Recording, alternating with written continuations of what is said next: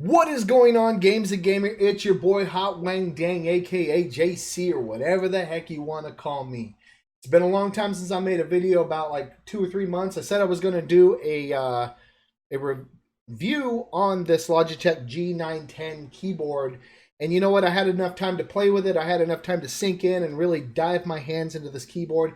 I really do think 2 or 3 months is really how long you should use something before you really review it, and that's my honest opinion. So all you reviewers out there, if you ain't using these products for 2 or 3 months, your review's being thrown out by me, because you have to use these, you have to put them in useful use cases in order to get accustomed to them and really give a good review. So that's me right now. We're about 3 months into this keyboard, and it's time for the review, so let's get into it. First off, let's start off with the pros and the immediate pros. This keyboard has some of the best keys I've ever played with. The Roamer G keys, only halfway down and you've already hit the key. Ooh, baby, that's awesome. I love it. It's so snappy. And I'm not talking about when you click on it like, no, it's snappy. The things that you're doing and pushing are reacting as fast as you push them, like that 1 millisecond time that you want on your screens. This is a 1 millisecond reaction time in your keyboard. Less than that is so fast. So fast. Love it. With that said, I also love that they're quiet. They're not a very loud keyboard. It's very subtle and quiet, not click, click, click. And I love my mechanical keyboards. They're awesome. They're the ones that I normally play with. But you always annoy people around you, you know? Like, and I don't want to annoy people around me. I just want to play my games and click, clack, whatever, you know? So that's pretty badass. I really do like it. So with that said, we're going to look at some of the features that I do use on this keyboard real fast.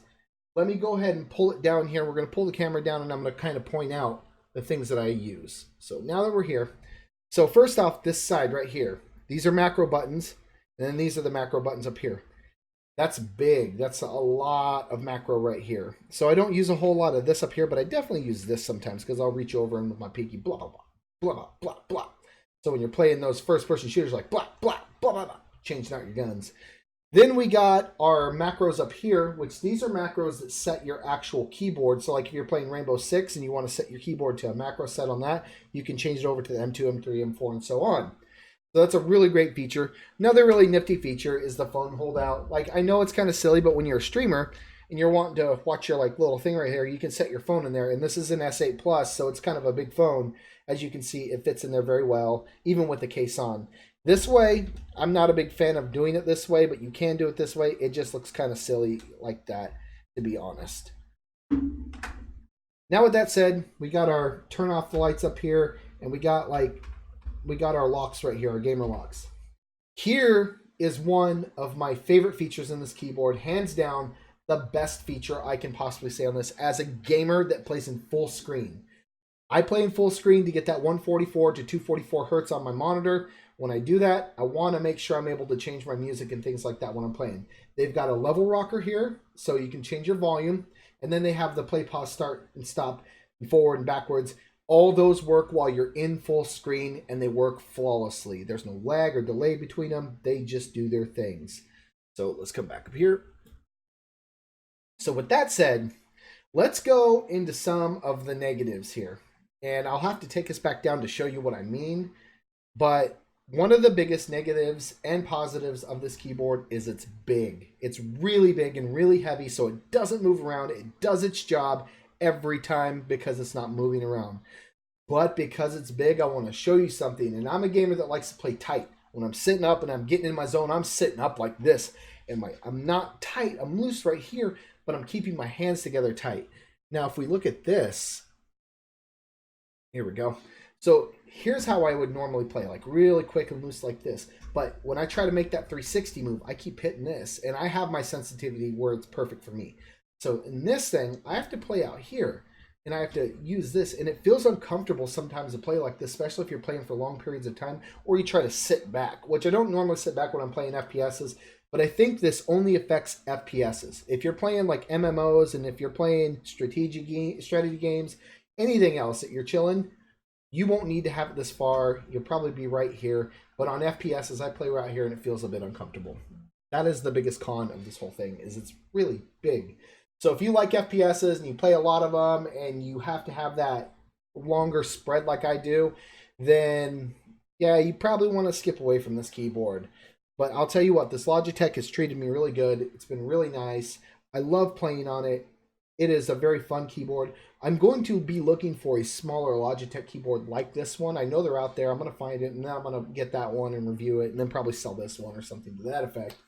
But as a first consumer of large time keyboards, like this is the first one that I bought that was like brand name and not like a knockoff of some sort. This thing teased me. Like it showed me that there's a better lineup of keyboards out there than what I was playing with. So now I'm excited to find that field and go test it out.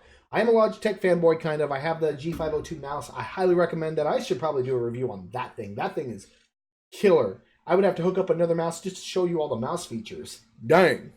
So if you're using the chroma key through Logitech, you can change all your colors blue and red, and they all will sync, and they can do an aura. Like, it has a whole slew of stuff that Logitech do through their Logitech. You can also remap buttons and stuff. It's really cool. They did a good job on their UI for remap. It's flawless. I really like it. It does a great job. Outside of that, I'm going to give this keyboard out of a 10 rating, 8 out of 10. So because of the size of it, that's one that I pull back. And another one that I pull back is I really feel the bottom of the keyboard is like where you can remove the faceplate. I really feel that that's weak. I think it has a lot of improvement that can be there. It feels plasticky and cheap. And now on a $110 keyboard or whatever, which I'll post in the link. I'll post whatever I can find the cheapest down there. If you want one of these, by all means, get it. Like I said, I'm not sponsored by them, so I won't have to worry about that. But anyways, I digress. Back to this. Thank you for coming in and watching this video. If you like my channel, you like what I'm bringing you, please subscribe, hit the like button, share it if you want on your Facebook. We all know you got a Facebook. Share it on there. But I really appreciate you taking the time to watch this video and come hang out with me for a little bit and share my thoughts on this. Once again, I'm HotWangDang /JC, and I'll be signing off. Until next time, keep on gaming, gamers.